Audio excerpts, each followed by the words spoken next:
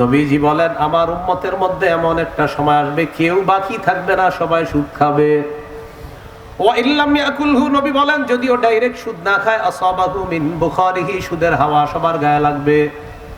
আসরের পর আপনার দোস্ত আপনারে বাজারে নিয়ে গেছে এক কাপ চা পান করানোর জন্য, চা পান করায় দিছে। চা পান করানোর পর আয়েশা মাগরিবের নামাজ পড়লেন, এশার নামাজ পড়লেন, ইমাম সাহেবের কাছে গেলেন। এশার নামাজ পড়ার পর গিয়ে বললেন, ইমাম সাহেব ফজর পড়লাম, জোহর পড়লাম, আসর পড়লাম, মজা পাইছি, তবে মাগরিব এশায় মজা পাই নাই। কোন এশায়? মাগরিব আর ইমাম সাহেব কয় আসরের পরে কিছু খাইছিলেন? এক কাপ চা খাইছি।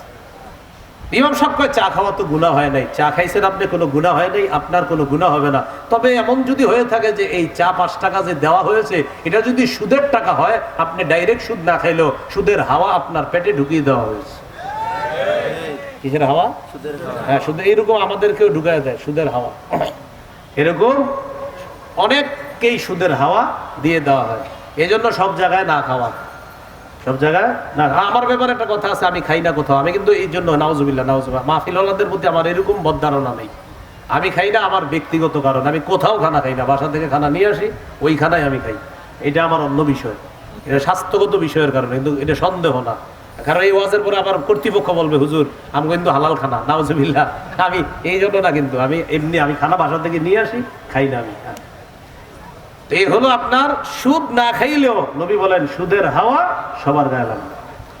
এখন আপনি খানা খাইতে বা কোথাও কারো আপ্যায়ন গ্রহণ করতে এটা বুঝে শুনে হতে হবে, কারণ আপনি তো গুনাহ হবে না, আপনি তো সুদ খাবেন না, কিন্তু আপনার সুদের হাওয়া পেটে ঢুকাই দিবে, তখন ইবাদতে মজা পাবেন না। কারণ আল্লাহ বলছে কুলু মিনাত তাইয়্যিবাত ওয়া আমালু সালিহা, আগে হালাল খাও পরে নেক আমল করো। নেক আমলের পূর্ব শর্ত হালাল খাওয়া। এখন আপনি হালাল খাইছেন আপনার ধারণা অনুযায়ী, কিন্তু হারামের ছোঁয়া ভিতরে ঢুকাই দিছে কে জানি, তাই মজা পাচ্ছেন না নামাজ। আল্লাহ আমাদেরকে বুঝার তৌফিক দান করুন। عن علي بن أبي طالب رضي الله تعالى عنه أن رسول الله صلى الله عليه وسلم لعن آكل الربا وموكلا وكاتبا وشاهدا। নবীজির সাহাবী হযরত আলী বলেন, যে সুদ দেয়, যে সুদ নেয়, যে সুদের কারবার লেখে, যে সুদের সাক্ষী দেয়, 4 শ্রেণীর উপর আল্লাহ নবীর অভিশাপ, নাউজুবিল্লাহ। 4 শ্রেণীর উপর নবীর অভিশাপ।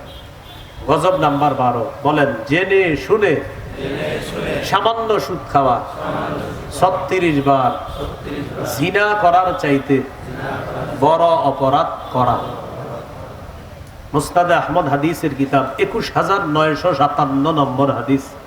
ক্বালা রাসূলুল্লাহ সাল্লাল্লাহু আলাইহি ওয়াসাল্লাম, নবীজি বলেন, দিরহামু রিবান ইয়াকুলুহুর রাজুলু ওয়া হুয়া ইয়ালামু আশাদ্দু মিন 36 জিনা। জেনে শুনে সামান্য পরিমাণ 1 দিরহাম পরিমাণ সুদ খাওয়া 36 বার জিনা করার চাইতে বড় অপরাধ করা। গজব নাম্বার 13, আল্লাহ না করেন কেউ যদি সুদী লেনদেন অবস্থায় মারা যায়, আল্লাহর হক আল্লাহ নিজের উপর ওয়াজিব করে নেয়, ও সুদখোর তোকে আমি জান্নাত দিব না। এটা 13 নম্বর। আল্লাহ ওয়াজিব করে নেয় যে আমার ওয়াজিব করে নিলাম, আমি তোমারে জান্নাত দিব না। আল মুস্তাদরাক লিল হাকিম 2260 নম্বর হাদিস। عن عبد الله بن عمر رضي الله تعالى عنهما قال أربع حق على الله ألا يدخلهم الجنة ولا يذيقهم نعيمها مدمن الخمر وآكل الربا وآكل مال اليتيم والعاق لوالديه। 4 শ্রেণী এমন, যে 4 শ্রেণীকে জান্নাত না দেওয়া আল্লাহ নিজের উপর ওয়াজিব করে নিয়েছেন।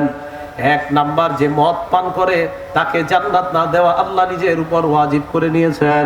2 নাম্বার, আকিলুর রিবা, যে সুদ খায়। 3 নাম্বার, আকিলু মালিল ইয়াতীম, যে এতিমের সম্পদ অন্যায়ভাবে ভক্ষণ করে। 4 নম্বর, আল আক্কু লিওয়ালিদাইহি, পিতা মাতার নাফরমান সন্তান। এই 4 শ্রেণীকে জান্নাত না দেওয়া আল্লাহ নিজের উপর ওয়াজিব করে নিয়েছেন। গজব নাম্বার 14 বলেন, এমন একটা জামানা আসবে সবাই সুদ খাবে, না খাইলেও সুদের হাওয়া সবার গায়ে লাগবে। তাহলে এমন একটা জামানা আসবে সবাই সুদ খাবে, সুদ না খাইলেও সুদের হাওয়া সবার গায়ে লাগবে। আবু দাউদের বর্ণনা 3331 নম্বর হাদিস, 3331 নম্বর হাদিস। قال رسول الله صلى الله عليه وسلم লা ইয়াতিয়ান্না আলান নাসি জামান লা ইয়াবকা আহাদুন ইল্লা আকালার রিবা।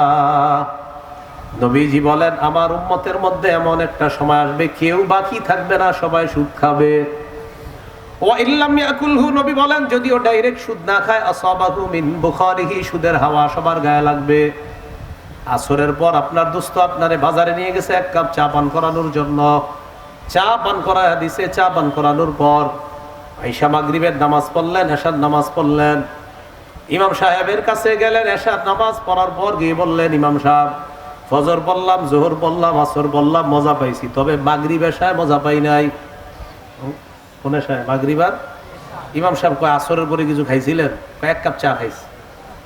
ইমাম সাহেব কয় চা খাওয়া তো গুনাহ হয় নাই, চা খাইছেন আপনি, কোনো গুনাহ হয় নাই, আপনার কোনো গুনাহ হবে না। তবে এমন যদি হয়ে থাকে যে এই চা 5 টাকা যে দেওয়া হয়েছে এটা যদি সুদের টাকা হয়, আপনি ডাইরেক্ট সুদ না খাইলেও সুদের হাওয়া আপনার পেটে ঢুকিয়ে দেওয়া হয়েছে। কিসের হাওয়া? হ্যাঁ, সুদের। এরকম আমাদেরকেও ঢুকায় দেয় সুদের হাওয়া, এরকম অনেককেই সুদের হাওয়া দিয়ে দেওয়া হয়। এই জন্য সব জায়গায় না খাওয়া, সব জায়গায় না। আমার ব্যাপারে একটা কথা আছে, আমি খাই না কোথাও, আমি কিন্তু এই জন্য নাউজুবিল্লাহ মাহফিল ওয়ালাদের প্রতি আমার এরকম বদধারণা নেই। আমি খাই না আমার ব্যক্তিগত কারণ, আমি কোথাও খানা খাই না, বাসা থেকে খানা নিয়ে আসি ওই খানায় আমি খাই, এটা আমার অন্য বিষয়, এটা স্বাস্থ্যগত বিষয়ের কারণে, কিন্তু এটা সন্দেহ না। কারণ এই ওয়াজের পরে আবার কর্তৃপক্ষ বলবে হুজুর আমি কিন্তু হালাল খানা, নাউজুবিল্লাহ। আমি এই জন্য না, কিন্তু আমি এমনি আমি খানা বাসা থেকে নিয়ে আসি, খাই না আমি। এই হলো আপনার সুদ না খাইলেও নবী বলেন সুদের হাওয়া সবার গায়ে লাগবে। এখন আপনি খানা খাইতে বা কোথাও কারো আপ্যায়ন গ্রহণ করতে এটা বুঝে শুনে হতে হবে, কারণ আপনি তো গুনাহ হবে না, আপনি তো সুদ খাবেন না, কিন্তু আপনার সুদের হাওয়া পেটে ঢুকাই দিবে, তখন ইবাদতে মজা পাবেন না। কারণ আল্লাহ বলছে কুলু মিনাত তাইয়্যিবাত ওয়া আমালু সালিহা, আগে হালাল খাও পরে নেক আমল করো। নেক আমলের পূর্ব শর্ত হালাল খাওয়া। এখন আপনি হালাল খাইছেন আপনার ধারণা অনুযায়ী, কিন্তু হারামের ছোঁয়া ভিতরে ঢুকাই দিছে কে জানি, তাই মজা পাচ্ছেন না নামাজ। আল্লাহ আমাদেরকে বুঝার তৌফিক দান করুন। গজব নাম্বার 15, কিয়ামতের আগে 3টি অপরাধ বাড়বে নবী বলছে। আপনারা শুইনা বইলেন বাড়বে না বেড়েছে, আগে শোনেন। আত-তারগীব ওয়াত-তারহীব কিতাবের নাম, 3 নম্বর খণ্ড, 70 নম্বর পৃষ্ঠা। ক্বালা রাসূলুল্লাহ সাল্লাল্লাহু আলাইহি ওয়াসাল্লাম বাইনা ইয়াদাইস সাআতি ইয়াজহারুজ জিনা ওয়ার রিবা ওয়াল খাম। নবী বলেন কিয়ামতের আগে 3টা অপরাধ বাড়বে। 1 নাম্বার ব্যভিচার, 2 নাম্বার সুদের কারবার, 3 নাম্বার মাদক দ্রব্য। এই 3টা কি বাড়বে না বেড়েছে? ও মাদক দ্রব্য দেওয়ার আবার উদ্দেশ্য কি? অনেকে আবার মনে করতেছে মনে হয় মদ, না না, যারা গাঁজা সেবন করেন এটাও মাদক দ্রব্য দ্বারা উদ্দেশ্য ইয়াবা, বাবা, গাঁজা, হিরোইন, ফেন্সিডিল, আফিম, কানাডা ড্রাই, মাস্তুদ, শ্যাম্পেন, ডাইল ইত্যাদি যা আছে সব, ভ্যানের চিপা চুপায় বৈশা যা টানেন, এগুলা সব উদ্দেশ্য। তো আপনার গাঁজা বাড়বে, ইয়াবা বাড়বে, বাবা বাড়বে, নেশা জাতীয় যত দ্রব্য আছে রসুল এটা উদ্দেশ্য হলো এটা, এগুলা বাড়বে। এই জন্য বলে দিলাম, আমার চিন্তা করবে ও আল্লাহ বাঁচাইছে আমি নাই, জি না আপনিও আছেন। এই জন্য খমরুন দ্বারা উদ্দেশ্য মাদক দ্রব্য, ইয়াবা, বাবা, গাঁজা, হিরোইন, ফেন্সিডিল, আফিম, কানাডা ড্রাই, মাস্তুদ, শ্যাম্পেন, দুবাই ইত্যাদি গুলা পাওয়া যায়, ডাইল ইত্যাদি যা আছে সব মাদক দ্রব্যের অন্তর্ভুক্ত। তো এইগুলা নবী বর্ষে বাড়বে। আর আপনারা বলেন বাড়বে না বেড়েছে? এই ভয়ঙ্কর অপরাধ থেকে আমাকে আপনাকে আল্লাহ হেফাজত করেন। সর্বশেষ গজব, গজব নাম্বার 16, বলেন আমার সাথে, সুদের শেষ পরিণতি ভিক্ষা করা। সুদের শেষ পরিণতি কি? বলেন। যাকাতের শেষ পরিণতি ধনী হওয়া। যার প্রমাণ বলেন? আফগানিস্তান। কারা কারা? আফগানিস্তান। 3 বছর আগে কেউ গণে নাই, বলছে না না আমরা নাই, আমরা নাই। যারা বলছে নাই নাই এখন তারাই আস্তে আস্তে বলে আপনাদের সাথে সুসম্পর্ক করতে চায়। আফগানিস্তান বলে গণার টাইম নাই, নিয়ম অনুযায়ী যদি পারো আসো, নাইলে নাই। নারীরা রাস্তায় নামছিল আফগানিস্তানে, কেন কি কারণে নামছো? আমাদের চাকরি দরকার, টাকা পয়সা দরকার। আচ্ছা, পর্দার সহিত চাকরি করবা, আগে কত বেতন পাইতা? এত। এখন পর্দার সহিত করবা, ডাবল বেতন দিব। আটকাইতে পারবেন না। আগে হারাম খাইতা, জি। কত টাকা পাইতা? এত। ঠিক আছে, হালাল ভাবে ব্যবসা শুরু করো, আগের চেয়ে ডাবল দিব, যাও। আগে চাকরি করে কত পাইতা? এত। হারাম চাকরি, এটা ছেড়ে দাও। তাহলে আমার কি হবে?